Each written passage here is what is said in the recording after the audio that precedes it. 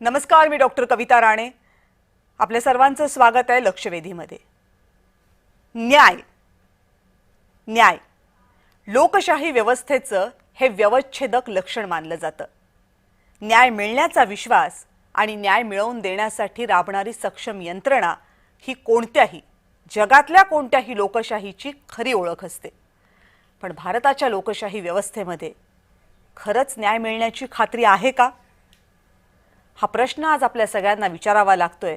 याचं कारण आहे महाराष्ट्रामध्ये जुलै महिन्यामध्ये आलेले कोर्टाचे 2 निकाल. एक दिलाय विशेष न्यायालयानं, दुसरा दिलाय हायकोर्टानं.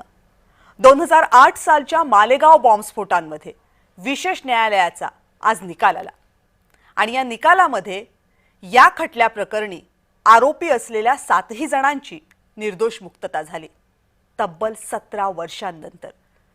17 वर्षांनंतर या केसमध्ये न्यायालयाचा असलेला हा पहिला निकाल.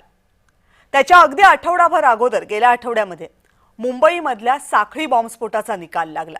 बॉम्बस्फोट झाले होते 2006 साली.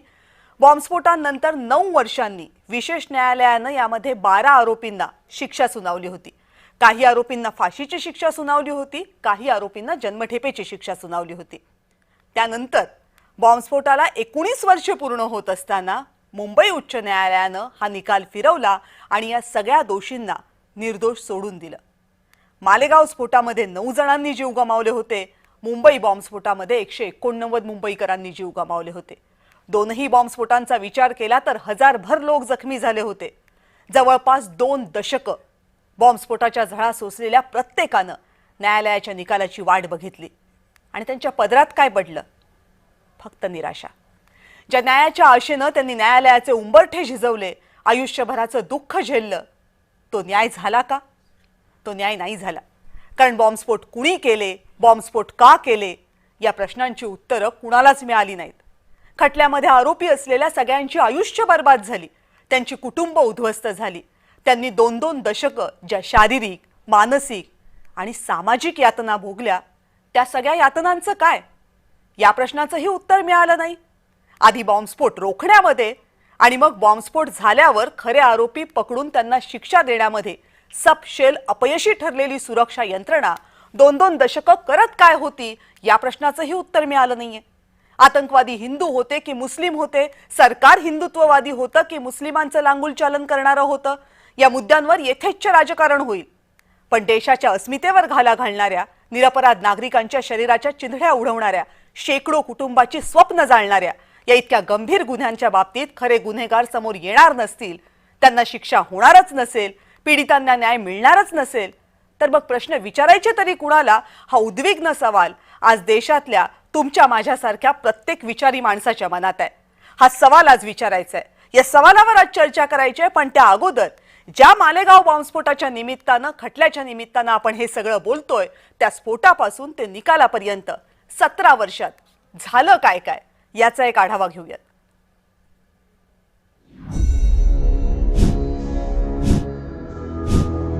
एकोणतीस सप्टेंबर 2008 स्वातंत्र्यानंतरच्या भारताच्या इतिहासातील ही अत्यंत महत्त्वाची तारीख.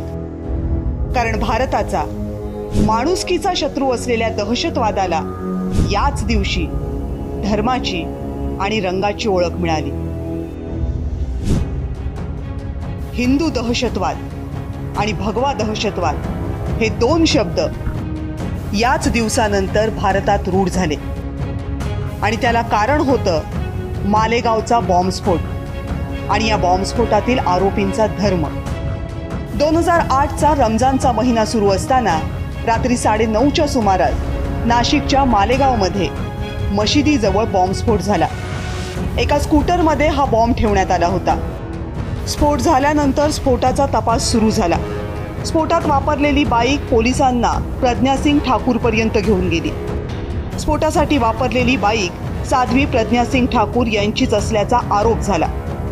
बाईक रामजी कलसांगरानं बॉम्बस्फोटाच्या ठिकाणी ठेवल्याचा आरोप होता.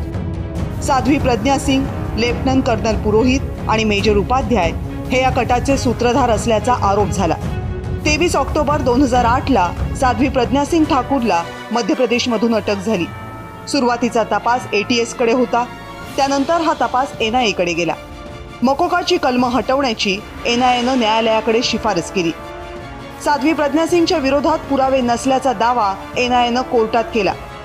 2017 मध्ये मकोकाची कलमं हटवायला न्यायालयानं परवानगी दिली.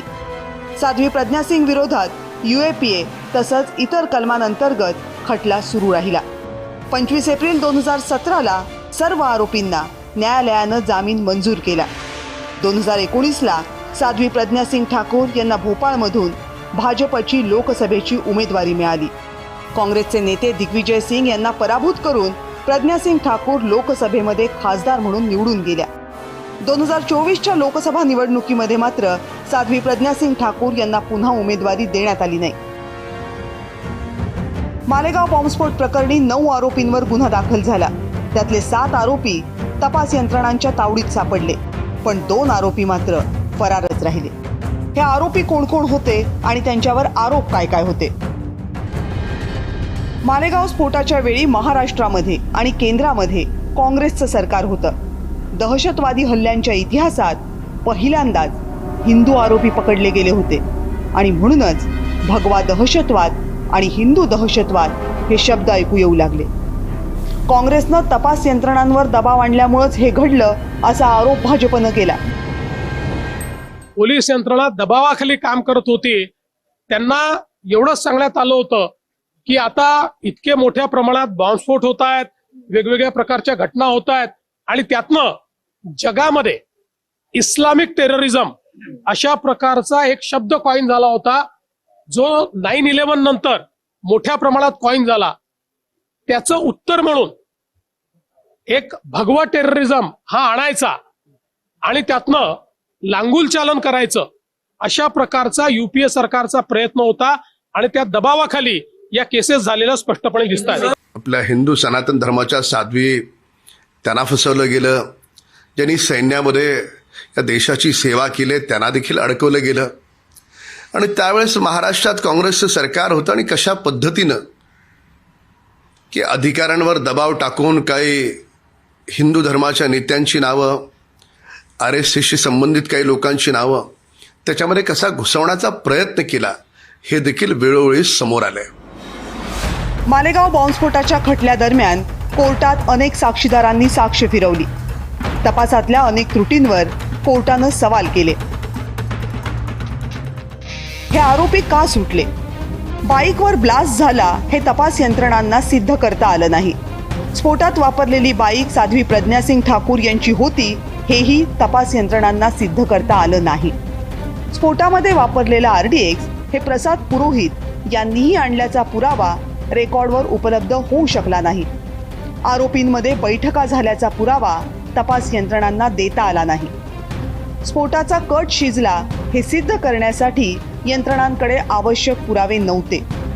पुरोहितांनी संस्थेची रक्कम स्फोटासाठी वापरल्याचा पुरावा न्यायालयापुढे सादर झाला नाही.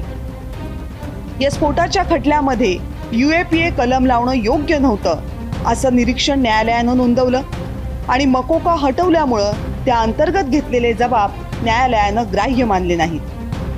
मोबाईलमधूनही काही पुरावे आढळले नाहीत असं निरीक्षण न्यायालयानं नोंदवलं आणि फक्त संशयाच्या आधारावर आरोपींना शिक्षा होऊ शकत नाही असं म्हणून न्यायालयानं सर्व आरोपींची निर्दोष मुक्तता केली.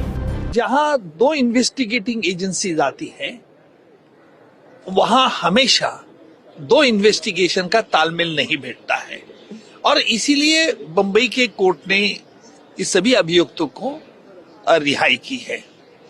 हालांकि वो ट्रायल मैंने नहीं चलाई, लेकिन जहां तक मैं जानता हूं कि ये पूरी ट्रायल एक सर्कमस्टेंशियल सबूत पर आधारित है और सर्कमस्टेंशियल सबूत का प्रिंसिपल ये है कि उसकी कड़ी जुड़ाना पड़ता है और कोर्ट ने ये अपने फैसले में कहा है कि प्रोसिक्यूशन ने ये कड़ी नाकाम होगी प्रोसिक्यूशन और इसलिए आरोपी की रिहाई होगी.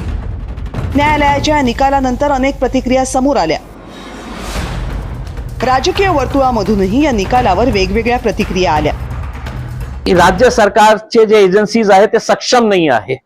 म्हणून जेव्हा हे एटीएस कडून घेण्यात आलं होतं हे सांगण्यात आलं होतं की नाही त्याची व्याप्ती मोठी आहे म्हणून आपण एनआयएचा, आणि एनआयए सुद्धा इतकं वर्षानंतर हे सांगतो की नाही कोणीही दोषी नाही आहे.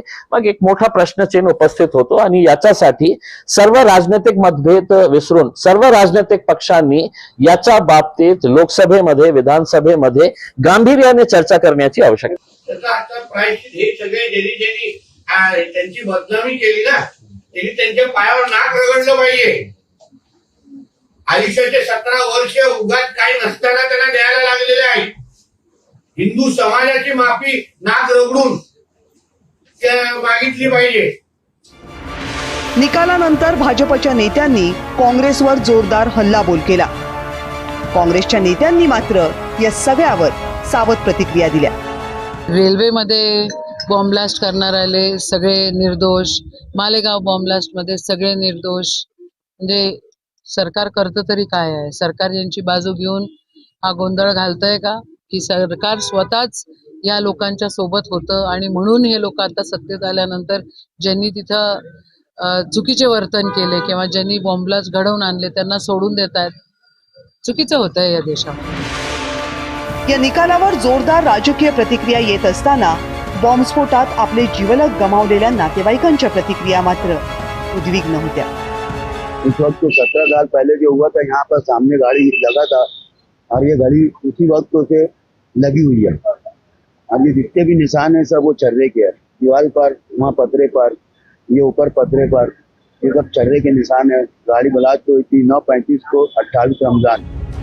मालेगाव बॉम्बस्फोटाच्या या निकालामुळं हा सगळा खटला तब्बल 17 वर्ष मागे गेलाय. जेव्हा हा बॉम्बस्फोट झाला तिथेच पुन्हा जाऊन थांबलाय. कारण तपास यंत्रणांनी पकडलेले आरोपी जर निर्दोष असतील तर मग खरे आरोपी कोण? बॉम्बस्फोट केले कुणी? माणसं मारली कुणी? राजकीय प्रतिक्रियांच्या पुढे जाऊन या प्रश्नांची उत्तरं कशी मिळतील हा कळीचा मुद्दा आहे. ब्युरो रिपोर्ट, जय महाराष्ट्र. या रिपोर्टमधून सहज कळतंय की हा विषय दिसतो तितका सोपा नाहीये. देशाच्या समाजकारणावर प्रचंड मोठा परिणाम करणारा हा संपूर्ण खटला होता आणि या खटल्याचा निकाल आल्यानंतर त्याचं प्रतिबिंब आजच्या दिवसभरातल्या प्रतिक्रियांमध्ये आपल्याला दिसतंय. सगळ्याचे अर्थ नेमके काय काढायचे आणि या खटल्यांमधनं आपल्याला आरोपी का मिळत नाहीयेत, उत्तरं का मिळत नाहीयेत, या प्रश्नाचं उत्तर कुणी कुणाला कसं द्यायचं या संदर्भात चर्चा करायची आणि त्यासाठी माझ्यासोबत आहेत भाजपचे प्रवक्ते अवधूत वाघजी. अवधूत सर नमस्कार, स्वागत आहे आपलं. नमस्कार, धन्यवाद. काँग्रेसचे प्रवक्ते गोपाळ तिवारी चर्चेमध्ये सहभागी होत आहेत. गोपाळजी आपलेही स्वागत. नमस्कार. नमस्कार.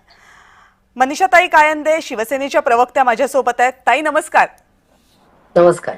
किरण तारे ज्येष्ठ पत्रकार माझ्यासोबत चर्चेत सहभागी होत आहेत. किरण सर पुन्हा एकदा स्वागत आपलं. नमस्कार. आणि ज्येष्ठ विधिज्ञ अनिकेत निकम माझ्यासोबत चर्चेमध्ये सहभागी होत आहेत. अनिकेतजी आपलंही स्वागत. नमस्कार. अनिकेतजी मला पहिल्यांदा तुमच्याकडे यावं लागेल कारण तुमचं कार्यक्षेत्र आहे. निकाल विशेष न्यायालयाचा आलेला आहे.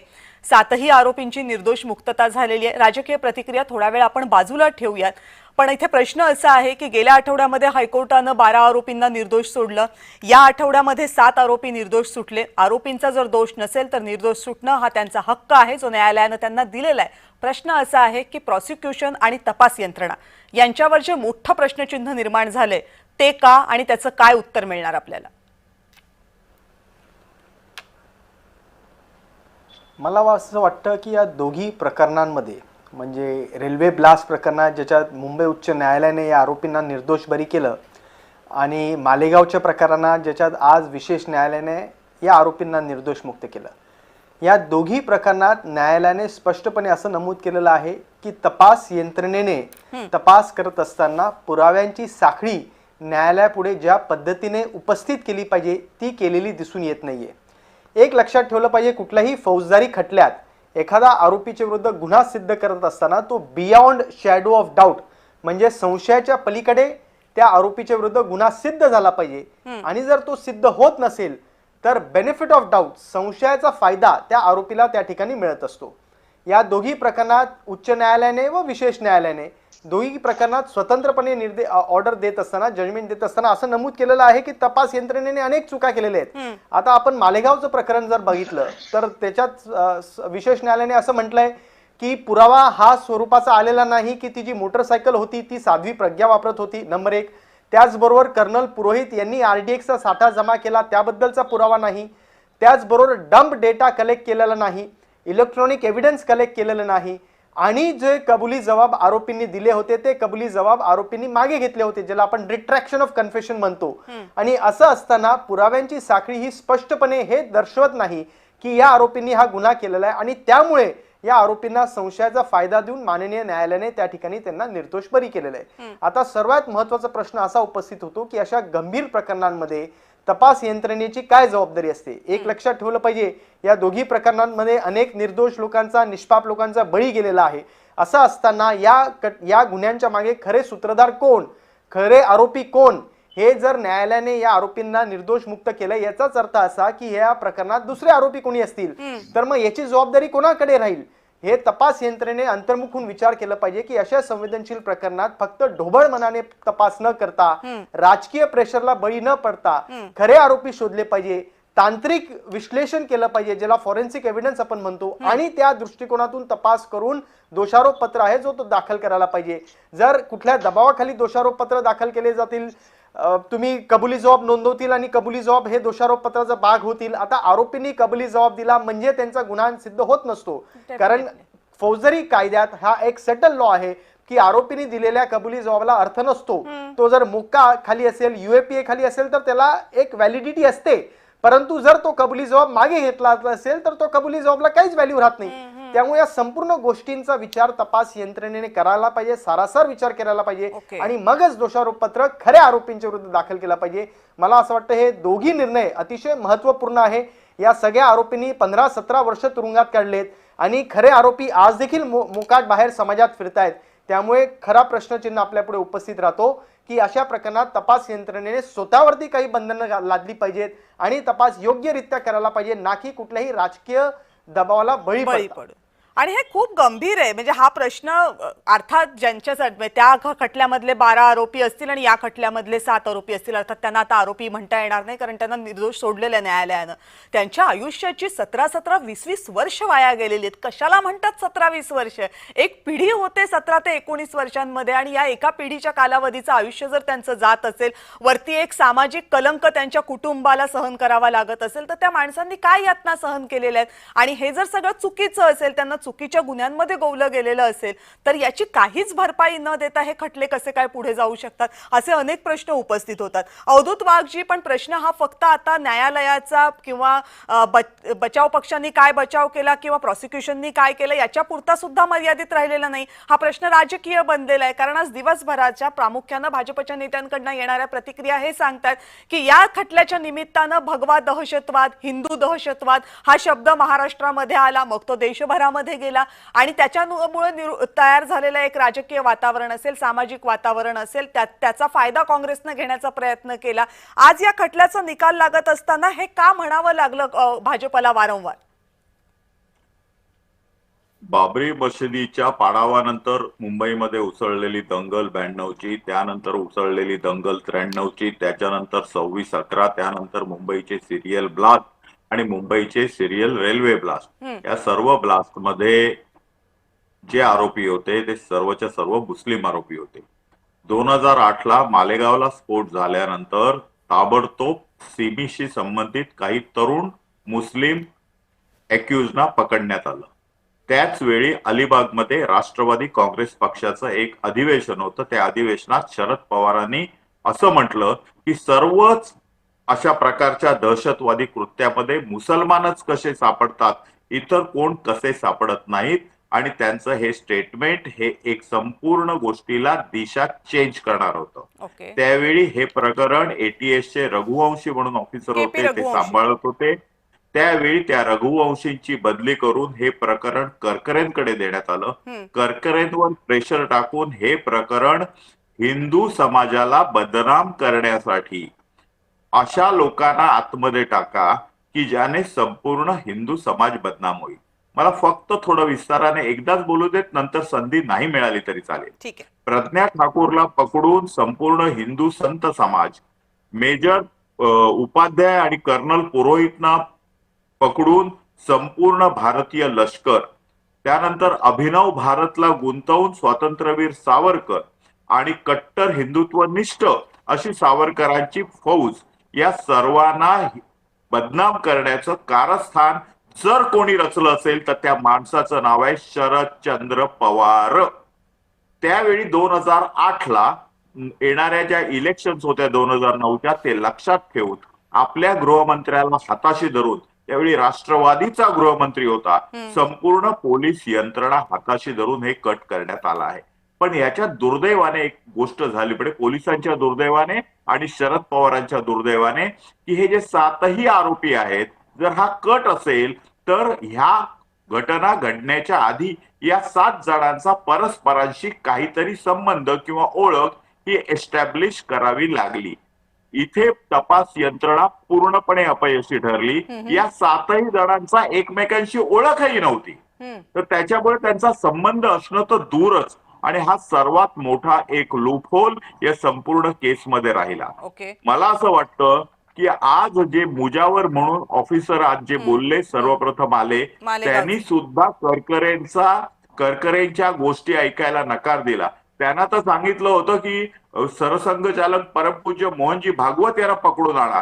त्यांनी ज्यावेळी स्पष्टपणे नकार दिला त्यावेळी त्यांच्यावर खोटे आरोप करून त्याला निलंबित करण्यात आलं. त्या सर्व आरोपातून ते निर्दोष सुटले. हा मुसलमान माणूस आहे मुजावर म्हणून, परंतु त्याने हे खोटं काम करण्यास नकार दिला.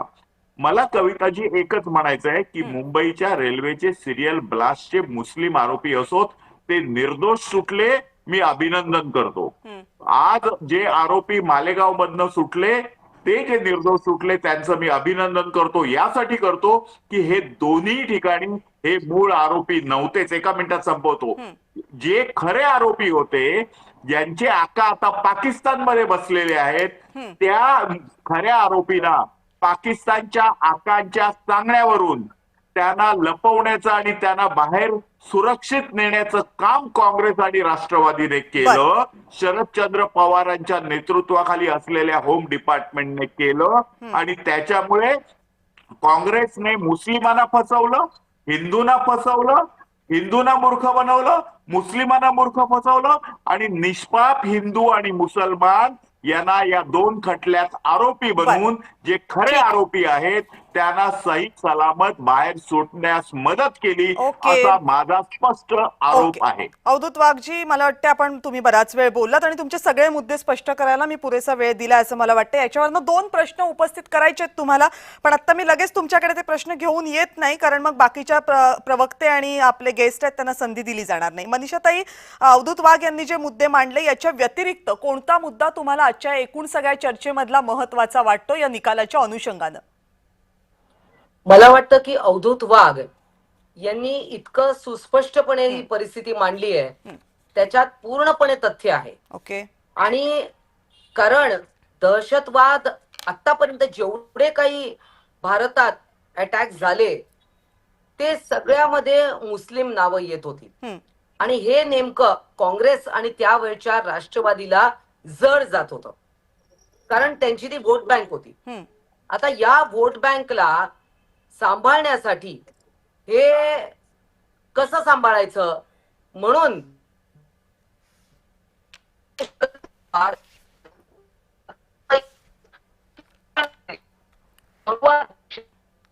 ताई, तुमचा आवाज माझ्यापर्यंत नीट पोहोचत नाही. मला वाटतं कनेक्शनचा काहीतरी प्रॉब्लेम आहे. बोला परत.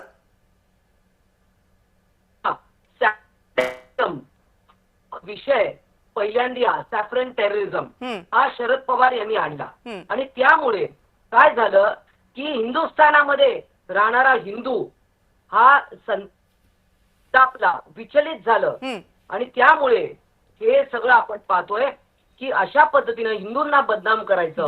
केवळ मुस्लिम का, तर हिंदूंना पण कुठेतरी गोवलं पाहिजे, आणि अशा पद्धतीने साध्वी प्रज्ञा सिंगला त्रास दिला. त्यांना एवढंच नाही, जेलमध्ये देखील अत्यंत वाईट त्यांना ट्रीटमेंट दिली गेली. त्यांचे अनेक ऑपरेशन झाले. जे हॉस्पिटलमध्ये होत्या त्यांना चालता येत नव्हतं, व्हीलचेअर सुद्धा दिली नव्हती. इतकी वाईट त्यांची प्रतारणा करण्यात आली. बाकीच्यांचं माहित नाही, परंतु साध्वी प्रज्ञा सिंग यांच्याबद्दल मला माहिती आहे. परंतु हे असं असताना आज काँग्रेस याच्यावर का गप्प आहे, का सावध प्रक्रिया देते? म्हणजे हिंदुस्थानातच हिंदूंना आजपर्यंत सांगा, जगाच्या इतिहासात कुठे तुम्हाला हिंदू सापडला आहे की जो आतंकवादाशी निगडित आहे? ठीक आहे, मला वाटतं तुमचाही मुद्दा स्पष्ट झालेला आहे की हे काँग्रेसचं षडयंत्र होतं. काँग्रेसनं जाणून बुजून हिंदूंना बदनाम करण्यासाठी हे केलं, त्यांची मुस्लिम वोट बँक इंटॅक्ट ठेवण्यासाठी केलं, असे तुमचे आरोप आहेत. बघूयात आता काँग्रेसला काय म्हणायचं याच्यावर. गोपाळ तिवारीजी. कविताजी, एक चांगल्या विषयाला आपण वाचा फोडली आहे आणि कर्मधर्म संयोगाने देश आणि राज्यात अर्थव्यवस्था डबघाईला आलेली आहे. शेतकरी प्रश्न आहेत, लाडक्या बहिणींची फसवणूक झालेली आहे, ऐका या सगळ्या समस्यांच्या पार्श्वभूमीवर अवधूतजी जरा सत्य वास्तवता पण ऐकायची तयारी ठेवा आणि ह्या सगळ्या पाहिजे ह्यांना एक चांगला विषय आपल्याला डिफेंड करायला मिळालाय.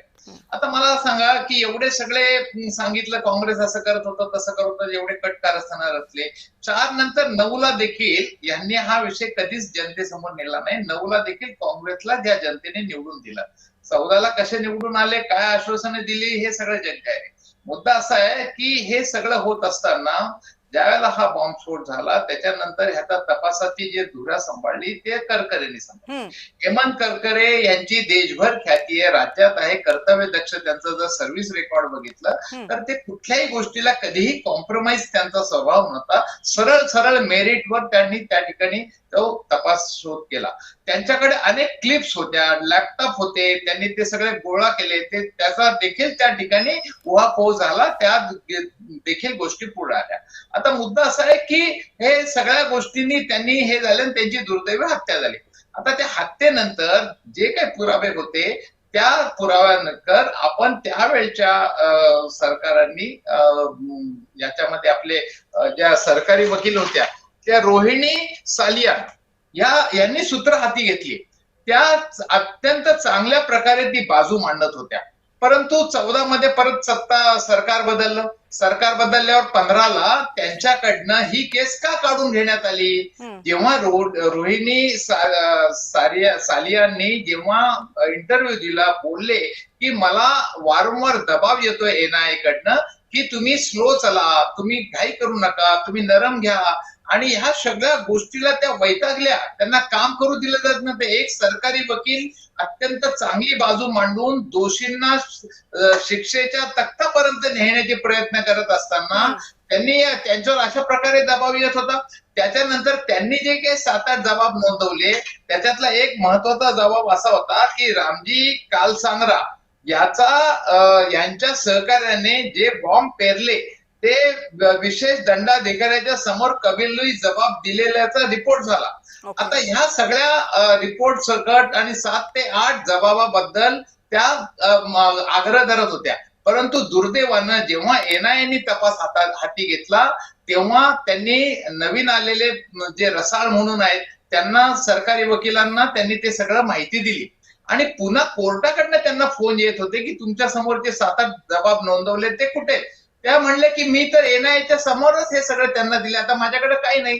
दुर्दैवानं हे सगळं माहित असताना एनआयएने एकही पुरावा का दाखल केला नाही?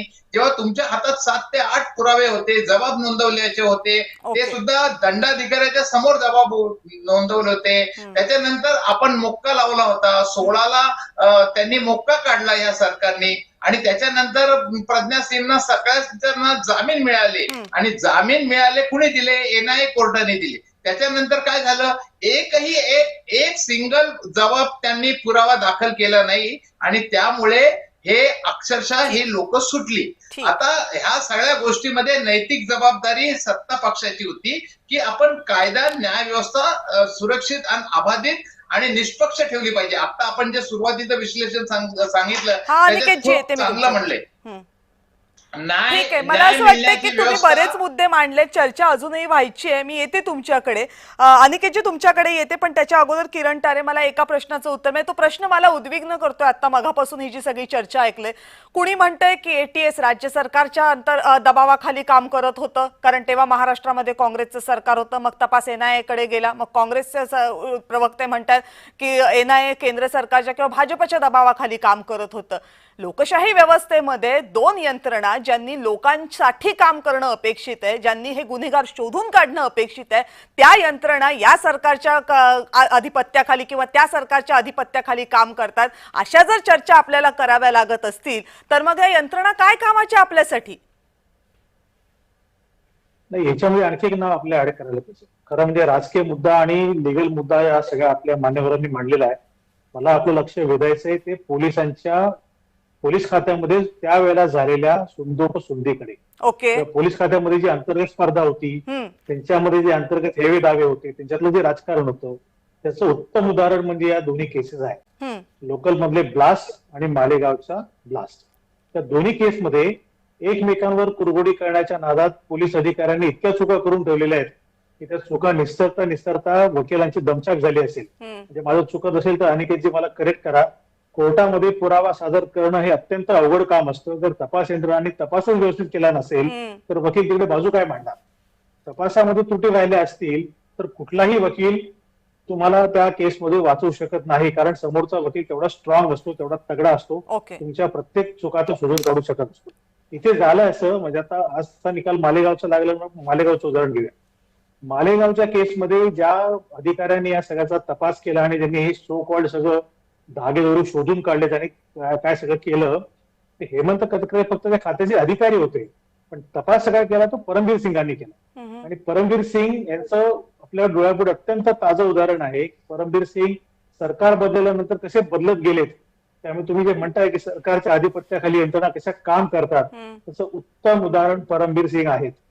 काँग्रेस राष्ट्रवादी सरकार असताना त्यांच्या कलाने वागायचं, भाजपचं सरकार आलं की पटकन भाजपच्या कलाने वागायचं. दोन्ही बाजूने त्यांना आपल्या मास्टर्सला खुश करण्यासाठी जे काय करावं लागेल ते केलं.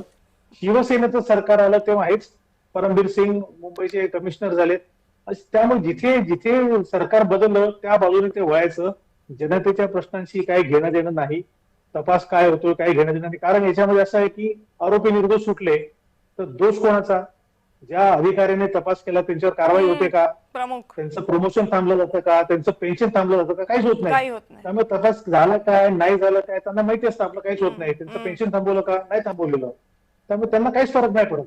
त्यामुळे या सगळ्या गोष्टी ज्या आहेत त्या ठीक आहे. हा खूप महत्त्वाचा मुद्दा तुम्ही उपस्थित केलात की पोलिसांचा किंवा तपास यंत्रणांचा मुळात या गुन्ह्यांकडे बघण्याचा दृष्टिकोन कसा. जर तोच गांभीर्यपूर्वक नसेल, त्यांनाच असं वाटत नसेल की हे गुन्हेगार पकडले गेले पाहिजेत आणि त्यांना शिक्षेपर्यंत घेऊन गेलं पाहिजे, तर मग सगळ्या ज्या मधल्या गोष्टी आहेत ज्या खूप कठीण असतात, ज्या खूप प्रोसिजरियल असतात, ज्या खूप टेक्निकल असतात, त्या पूर्णत्वास न्यायच्या कशा? आणि जर त्या गेल्याच नाही तर मग सरकारी वकील बाजू किती सक्षम मांडणार? आणि हे तर आपल्याला माहिती आहे की आपल्या देशामध्ये सरकारी वकिलांची मांडली जाणारी बाजू किंवा सरकारी वकिलांना मिळणाऱ्या सुविधा, फीज आणि त्या तुलनेत डिफेन्सच्या वकिलांना मिळणाऱ्या फीज आणि सुविधा याच्यामध्ये केवढी तफावत आहे. ती स्पर्धा तर आणखीन मोठी न्यायालयाच्या कक्षेमध्ये गेल्यानंतर. हे सगळं होऊन मग त्यांना आरोपींना शिक्षेपर्यंत पोहोचवणं हे कर्म कठीण काम जर इकडे मुळातच पुरावे नसतील तर करावं कसं? अनिकेतजी.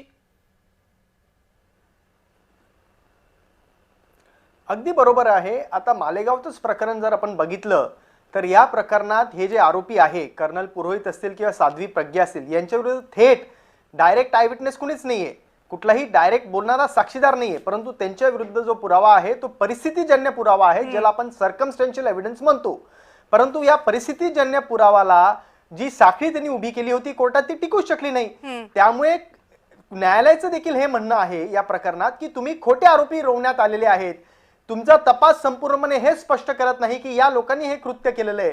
त्यामुळे महत्त्वपूर्ण प्रश्न असा आहे कविताजी की या प्रकरणात 2008 पासून जे लोक संपूर्ण हे सहन करतायत, हे संपूर्ण तपास यंत्रणा जे ते अनुभवलं, जी कोठडी त्यांना मिळण्यात आली, त्यानंतर त्यांच्यावर जे अत्याचार झाले, ते एक प्रवक्ता आपले बोलत होते की साध्वी प्रज्ञांवरती अनेक अत्याचार झाले, जे स्वतः साध्वी प्रज्ञा मीडिया पुढे देखील म्हटलेली आहे. निकालाचा भागही बनलाय. प्रश्न अतिशय गंभीर आहे. अशा प्रकरणात मला असं मला वाटतं की अशा प्रकरणात तपास यंत्रणेने जबाबदारीपूर्वक तपास करावा. हा झाला नंबर 1चा मुद्दा. नंबर 2चा मुद्दा, काँग्रेसच्या प्रवक्त्यांनी काही गोष्टी मांडल्या की तिथे सरकारी वकिलांवरती दबाव होता, NIA आलं तेव्हा तपास वेगळा झाला. आता एक गोष्ट, मी कायद्याचा त्यांना किती अभ्यास आहे मला माहित नाही, परंतु कायद्याचा विद्यार्थी म्हणून आणि फौजदारी क्षेत्रात प्रॅक्टिस करणारा वकील म्हणून मी आपल्याला सांगू इच्छितो की तपास यंत्रणेने तपास केल्यानंतर जर नवीन तपास यंत्रणा आली आणि नवीन तपास यंत्रणेच्या हातात काही नवीन धागेदोरे लागले, काही नवीन पुरावा आढळला, तर त्यांची ती जबाबदारी असती की तो त्यांनी न्यायालयात दाखल करावा. आणि या प्रकरणात देखील NIA ने जेव्हा त्यांना नवीन पुरावा आढळला, नवीन पुरावा सापडला, त्यांनी तो न्यायालयात दाखल केला. या सगळ्या पुरावाचा सारासार विचार करून न्यायालयाने हा निर्णय दिलेला आहे आणि या आरोपींना दोषमुक्त केलेला आहे. नंबर 2. नंबर 3ची गोष्ट, असं मला वाटतं की भगवा हा दहशतवादी नाही, तो सनातन मूल्यांचा, राष्ट्रनिष्ठेचा आणि आत्मबलिदानाचा प्रतीक आहे. आणि या भगव्याला मुद्दामून बदनाम करण्याचं कार्य 2008 साली त्या तत्कालीन काँग्रेसच्या सरकारने, राष्ट्रवादीच्या सरकारने केलं होतं. हे स्पष्टपणे देखील नमूद करणं गरजेचं आहे, कारण जिथे आपण इस्लामिक टेररिझम पूर्ण जगभरात अनुभवत आहोत, तिथे मुद्दामून आपल्या महाराष्ट्रात काही पक्षांनी राजकीय हेतूपोटी अल्पसंख्यांना लांगुल चालन करण्यासाठी भगवा टेररिझम, भगवा दहशतवादी ही टर्म इंट्रोड्यूस केली. हे वाक्य त्यांनी आणलं आणि ह्याचं फक्त याच्या मागे राजकारण होतं आणि त्या राजकारणाच्या पोटी 18 वर्ष या आरोपींना, आता आरोपी म्हणता येणार नाही, पण 18 वर्ष या लोकांना भोगावं लागलं, यातना भोगाव्या लागल्या.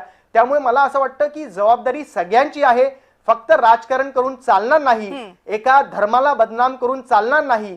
इथे हिंदू धर्माला बदनाम करण्याचं जे कटकारस्थान केलं ते अतिशय नीच होतं असं मला वाटतं आणि आज ते न्यायालयाने देखील हाणून पाडलेलं आहे या निकालाच्या माध्यमातून. बरं, अवधूत वाघजी, मगाशी तुम्ही जे उत्तर दिलं होतं त्याच्या अनुषंगानं 2 प्रश्न तुम्हाला विचारायचे होते असं मी म्हटलं. त्यातला पहिला प्रश्न असा आहे की तुमच्या उत्तरामध्ये तुम्ही ज्या प्रामुख्यानं जोर दिला तो शरद पवार यांच्यावर, कारण त्यांच्या पक्षाचा गृहमंत्री त्यावेळेस सत्तेमध्ये होता. तुम्ही म्हणालात की हे सगळं शरद पवार यांच्या अध्यक्षते किंवा त्यांनी हे सगळं घडवून आणलं असं म्हटलं. आज दिवसभराच्या सगळ्या भाजपच्या प्रतिक्रिया पाहिल्या तर प्रामुख्यानं काँग्रेसला लक्ष करण्यात आलं होतं. मग भाजपच्या नेत्यांकडनं आज शरद पवार यांचं नाव का घेण्यात आलं नाही, का त्यांच्यावर टीका झाली नाही, पहिला प्रश्न. दुसरा प्रश्न मला तुम्हाला हा विचारायचा आहे की जेव्हा मुंबईच्या साखळी बॉम्बस्फोटाचा निकाल आला त्यावेळेस सरकार तत्परतेनं पुढे आलं आणि म्हणालं की आम्ही सगळेच सुप्रीम कोर्टामध्ये दाद मागणार आहोत. सरकार सुप्रीम कोर्टामध्ये दुसऱ्या दिवशी गेलं सुद्धा.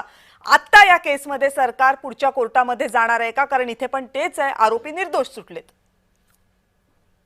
तुमच्या पहिल्या प्रश्नाचं उत्तर आहे, इतर भारतीय जनता पक्षाच्या नेत्यांनी कोणाचं नाव घ्यावं, काय घ्यावं हा त्यांचा प्रश्न आहे. भारतीय जनता पक्षाचा प्रवक्ता म्हणून आणि आज याच्यामध्ये आल्यानंतर माझ्या माहितीमध्ये जे आहे त्याप्रमाणे मी बोललेलो आहे आणि म्हणून मी शरद पवारांचं नाव घेतलं आहे. याच्या आधी जर इतर भारतीय जनता पक्षाच्या लोकांनी काँग्रेसचं नाव घेतलं असेल तर ते पण स्तुत्य आहे. काँग्रेस काय किंवा राष्ट्रवादी काँग्रेस काय, दोन्हींच्या नावामध्ये काँग्रेस आहे. काँग्रेस म्हणजेच या देशाला लागलेला रोग आहे. आता दुसरी गोष्ट, मला एक तुम्हाला इथे पण त्याचा बराचसा भाग आता तुमच्या सोबत आहे बरं का. पावन झालेलं आहे, फिल्टर झालेलं आहे, गाड्या तिकडेच राहिलेलं आहे, शुद्ध पाणी आलेलं आहे. आता आपण दुसरीकडे जाऊ. तुम्ही दुसरा प्रश्न विचारलेला आहे, त्या दुसऱ्या प्रश्नाचं उत्तर महाराष्ट्राचं जे लिगल सेल आहे, लिगल डिपार्टमेंट आहे ते घेतील. सुदैवाने विधी आणि न्याय खात्याचे मंत्री सुद्धा आमचे आदरणीय मुख्यमंत्री देवेंद्रजी फडणवीस आहेत. महाराष्ट्रातल्या 12 कोटी लोकांचा त्यांच्यावर विश्वास आहे, ते योग्य तो निर्णय घेतील. आता मी एक गौप्यस्फोट करतो तुम्हाला. तुम्हाला माहितीये का याच्यामध्ये 7 आरोपी नाही आहेत, एकूण 9 आरोपी आहेत. 2 फरार आहेत, ते सापडलेच नाही कधी. अहो त्यांचा एन्काउंटर झालेला आहे, ते मेलेले आहेत, आयुष्यातच नाही तुम्हाला मिळणार. गेले अंतराळामध्ये, ते कुठे आहेत ते कोणालाच माहित नाही, त्यांना ठार मारून टाकलंय. हो, तिसरी गोष्ट सांगतो, आता हे झाल्यानंतर या साध्वी प्रज्ञाला सुद्धा ठार मारण्याचा प्रयत्न झाला. तिला ज्या दिवशी अटक झाली त्याच्या आधी 22 दिवस आधी तिची कस्टडी घेण्यात आली.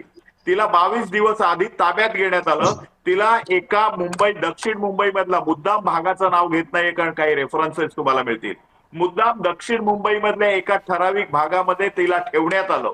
22 दिवस तिचा छळ करण्यात आला. महाराष्ट्र भारतीय जनता पक्षाच्या, सद्य भारतीय जनता पक्षाच्या एका ज्येष्ठ उपाध्यक्षाला ज्यावेळी ह्याची कुणकुण लागली, बातमी लागली, आणि ती तुम्हाला सांगतो सुदैवाने बातमी पण एका स्त्रीने दिली की जिच्या कस्टडीमध्ये साध्वी प्रज्ञा होती. तिला तिचे एक स्त्री म्हणून हाल भोगवेनात म्हणून तिने ती बातमी महाराष्ट्राच्या त्या मुख्य आज काय म्हणते ज्येष्ठ उपाध्यक्षाला दिली. त्यांनी तत्कालीन राष्ट्रीय अध्यक्ष नितीन गडकरीजी आणि लालकृष्ण अडवाणी यांच्यापर्यंत ती बातमी नेली. लालकृष्ण अडवाणीजी स्वतः मनमोहन सिंगांना भेटले, मनमोहन सिंगांना विनंती केली की साध्वी प्रज्ञाला अशा प्रकारे ताब्यात घेऊन तिला ठार मारण्याचा कट आहे. ती वरून इन्स्ट्रक्शन आल्यानंतर साध्वी प्रज्ञाला ऑफिशियली अटक करण्यात आली. हे या नीच काँग्रेसचं कारस्थान आहे. आज साध्वी आज म्हणाल्या की मी फक्त साध्वी आणि संत आहे, मी संन्यासी आहे म्हणून वाचले. तिच्या मागे असलेल्या धार्मिक आणखी श्रद्धेय शक्तीमुळे ते वाचले, नाही तर हे करकरे आणि करकरे टीमने तिचा पण या दोघांसारखा खात्मा करून टाकला असता. साध्वीला उडवायचाच यांचा विचार होता आणि म्हणून तिला 21 दिवस ऑफिशियली तिचा ताबा न दाखवता तिची कस्टडी घेण्यात आली होती. तिला पोलिसांनी ताब्यात घेण्यात आलं होतं. बरं, मग हे सगळं झालं होतं तर याच्यावर आता गेल्या काही वर्षांमध्ये कारवाई का झाली नाही? म्हणजे या सगळ्याचा तपास का झाला नाही? कारण त्याच्यानंतर तर 2014 पासून भाजपचं सरकार आहे. म्हणजे हे सगळे अधिकारी तर असतील, आता काय फक्त एकटे करकरे नसणार आहेत, त्यांच्यासोबत इतरही अधिकारी असणार आहेत. ते सगळे अधिकारी सेवेमध्ये असतील, काही रिटायर्ड झाले असतील. चौकशी का नाही झाली या सगळ्याची? आज मुजावर बोलले ना, हळूहळू येईल. मुजावर नावाचे जे सिनियर इन्स्पेक्टर होते, जे या तपासामध्ये काम करत होते, आज ते आले आणि त्यांनी ओपनली सांगितलं काय काय झालं ते. पण ते निकालाची का वाट बघवते? कारण याच्यासाठी निकालाची वाट बघण्याची काही आवश्यकताच नव्हती. बरं, तुमचं सरकारही खूप काळ सत्तेत आहे. हे प्रश्न मला नका विचारू, ते तुम्ही प्रश्न त्यांना विचारा. जे काय फॅक्ट आहे ते मी सांगतोय. प्रत्येक प्रश्नाचे इतरांनी केलेल्या कृत्याची जबाबदारी मी का घेऊ आणि त्यांची मी का उत्तर नाही, तुम्ही जबाबदारी घेऊ नका. आम्ही फक्त एवढंच विचारतो की इतकं गंभीर जर साध्वी प्रज्ञा सिंग यांच्या सोबत झालेलं असेल तर त्यांना न्याय मिळाला पाहिजे. मग याची चौकशी व्हायला हवी होती. अहो, साध्वी प्रज्ञाला तर 18 वर्षापूर्वीच न्याय मिळाला. आता मला जास्त बोलायला लावू नका. नाही, मी तुम्हाला फक्त प्रश्न विचारला, जे माझं काम आहे. त्याच्या व्यतिरिक्त मी काही करत नाहीये.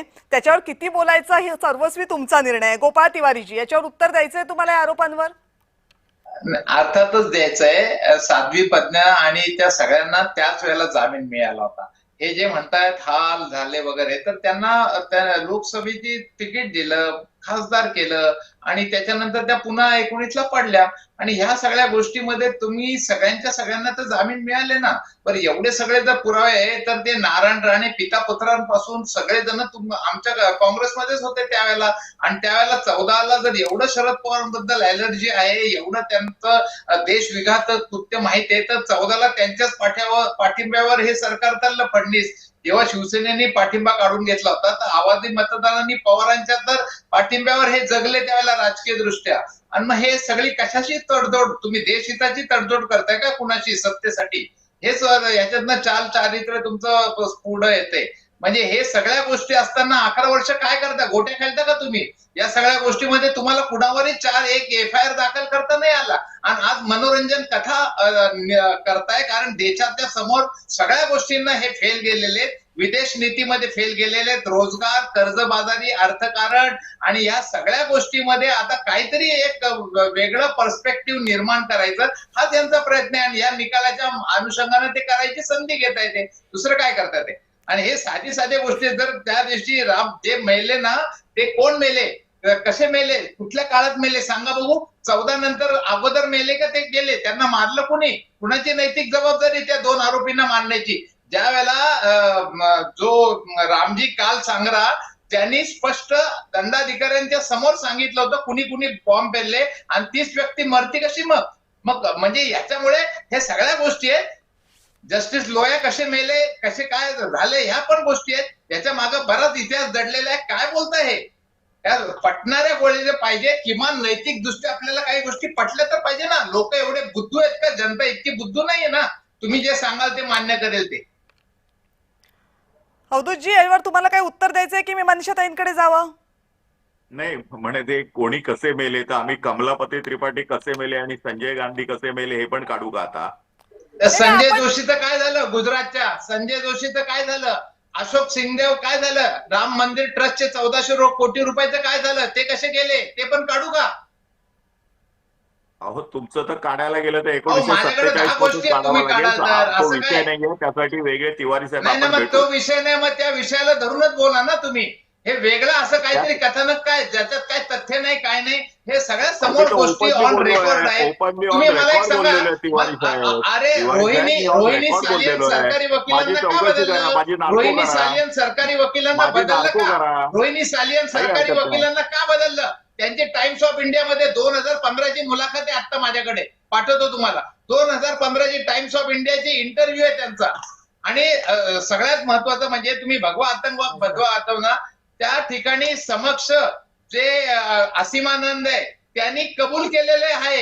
हे माझगाव नंतर मक्का मस्जिद आणि समझोता आणि याच्यात हिंदू कट्टरतावादी संघटनेचा सहभाग आहे, हे असीमानंदचं स्टेटमेंट आहे. या सगळ्या गोष्टी रेकॉर्डवर आहे. काय तुम्ही म्हणजे आज आणि एका ठिकाणी मुंबई बॉम्ब ब्लास्टच्या साठी तुम्ही अपील करताय आणि ह्याच्यात नाही की जे एनआय तुमच्याच आहे. एनआयने काय आरोप केलेले, यांना मृत्यूदंडाची शिक्षा दिल्या. एनआय तर तुमच्याकडेच आहे ना. मग जर मृत्यूदंडाची शिक्षा द्या असं ह्या आरोपींना म्हणताय तुम्ही, जे आरोपी 7-8 वर्षापासून बाहेर आहेत, त्याच्यातले खासदार झालेत, तर त्यांचा मागचा मोक्का कुणाच्या काळात काढला? 16 साली कुणाचं केंद्रात राज्यात सरकार होतं? मग हे का काढला तो मोक्का? का शिथिल केलं? त्यांच्यावर हे का कारवाई केली नाही? हे अनेक गोष्टी आहेत त्याच्यामध्ये. आणि मग जर एवढे तुमच्याकडे सगळे पुरावे, तर तुम्ही इतक्या वर्ष काय करताय? काहीच करत नाहीये. ठीक आहे. अवधूत वाघजी, मला वाटतं तुम्ही उपस्थित केलेल्या बऱ्याच प्रश्नांना त्यांनी उत्तरं दिलेली आहेत. मोक्का यासाठी काढला की आरोपीच्या मोक्का वकिलांनी 16 न्यायमूर्तींकडे काढला. मोक्का 16 ला ऍप्लिकेबल काढला, नाहीये म्हणून 2016 ला ऍप्लिकेशन मोक्का केलेलं आहे गोपाळ तिवारी साहेब. आणि मोक्का असा काढता येत नाहीये, न्यायमूर्तीच्या परवानगीशिवाय मोक्का काढता येत नाहीये. त्यामुळे तुम्ही तुमचं कायद्याचं ज्ञान जरा पहा. सरकार मोक्का मागे घेऊ शकत नाहीये. एकदा मोक्का लागल्यानंतर न्यायमूर्तीच तो मागे घेऊ शकतो और परवानगी देऊ शकतो.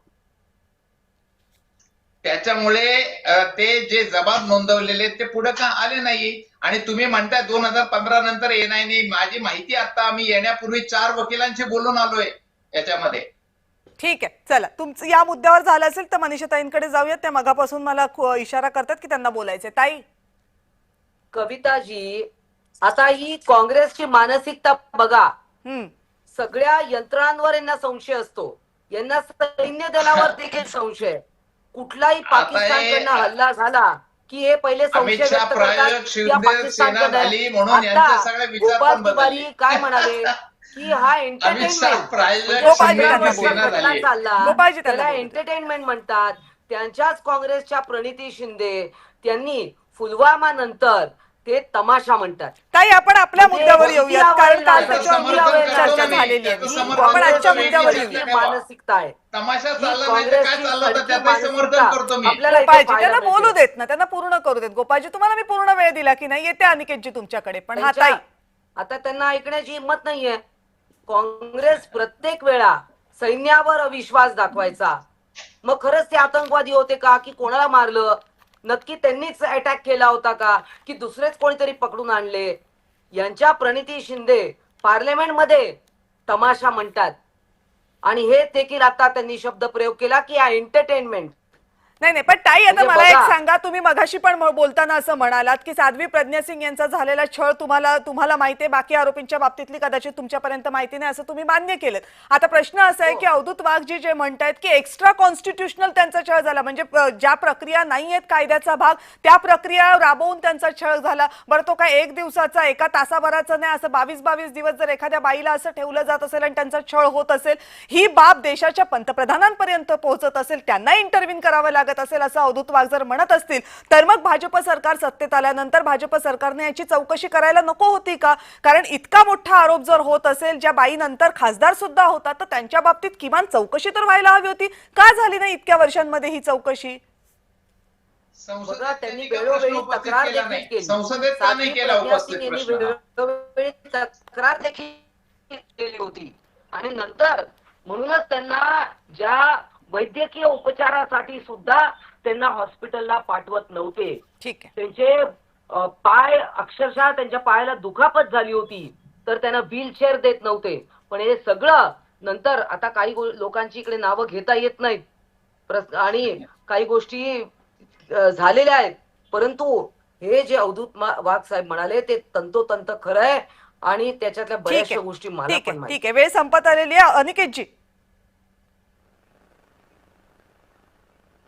कविताजी, अवधूत वाघ साहेबांचं आपले जे प्रवक्ता आहेत काँग्रेसचे, त्यांचं मला वाटतं कायद्याचं ज्ञान जे आहे ते परिपक्व नाही आहे. याचं कारण असं की ते म्हणतायत की मोका कसा काढला आणि मोका काढता येत नाही. आता एक लक्षात ठेवलं पाहिजे, मोका लावण्यासाठी कायद्यात काही अटी असतात. जेव्हा ATSनी या प्रकरणात मोका लावला, मोका लावण्याकरता आरोपींच्या विरुद्ध 2 दोषारोपपत्र दाखल असले पाहिजे असतात. आता हे जी प्रायर रिक्वायरमेंट असते ती सॅटिस्फाय होत नव्हती. NIAचे जेव्हा हे निदर्शनास आलं की मोक्याचे तरतुदी लागत नाही, NIAने तसा अर्ज न्यायालयात दाखल केला, विशेष न्यायालयाने तो मान्य केला आणि विशेष न्यायालयाने मान्य केल्यानंतरच मोकाचे जे कलम होते ते कमी करण्यात आले. त्यामुळे या प्रकरणात मी अगोदर सांगितल्याप्रमाणे तपास यंत्रणा जर बदलली किंवा दुसरी तपास यंत्रणा आली तर त्यांना पुन्हा एकदा तपास करण्याची मुभा असते आणि त्यांच्या निदर्शनास आले जर अशा गोष्टी आले की महत्वपूर्ण पुरावे हे न्यायालयात आणलेले नाहीयेत तर ते निश्चितपणे त्यांना दाखल करता येतात.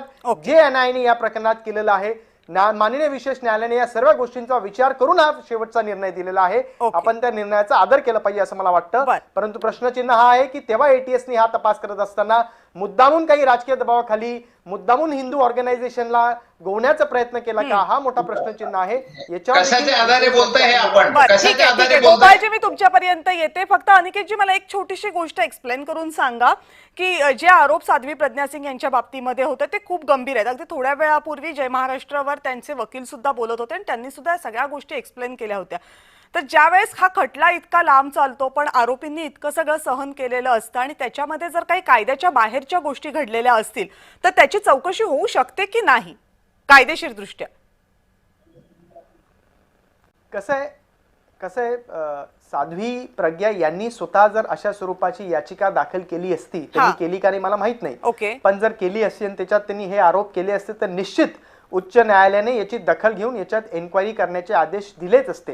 म्हणजे कायद्याचा काही अडथळा येत नाही जात नसतील तर मग नाही, तसं बघितलं तर ते अर्ज करू शकतात. परंतु असं असतं की काही लोकांचं म्हणणं असतं ठीक आहे जे मी बोललं आता मला त्याच्यात पुन्हा फिरायचं नाही. मला फक्त ते कायद्याच्या दृष्टिकोनातून तुमच्याकडनं पाहिजे होतं की ते होतं की नाही याच्या बाबतीतलं. ओके, ठीक आहे. गणेश गोपाळ तिवारीजी, मी तुमच्याकडे येते पण त्या अगोदर किरण तारे सरांकडनं एक प्रतिक्रिया. किरण तारे सर, हे सगळं बघितल्यानंतर आता एक पत्रकार म्हणून किंवा एक नागरिक म्हणून हे सगळं ऐकल्यानंतर आणि हे सगळे 2 खटले बघितल्यानंतर कुठल्या मुद्द्यावर आपल्याला सगळ्यात जास्त विचार करायला पाहिजे? म्हणजे राजकारण थोडंसं बाजूला ठेवूयात पण व्यवस्था म्हणून जर या सगळ्याकडे बघायचं असेल तर 2 मुद्दे जे तुम्हाला पत्रकाराच्या नजरेतनं दिसतात, जे तुम्हाला नागरिकांच्या नजरेतनं दिसत आहेत. कसं ना, या सगळ्या प्रकरणामध्ये राजकारण बाजूला ठेवून व्यवस्थेचा विचारच करता येऊ शकत नाही. त्यामुळे राजकारणावर मुद्दा आपल्याला याच्या मुद्दा चर्चा करायलाच हवी.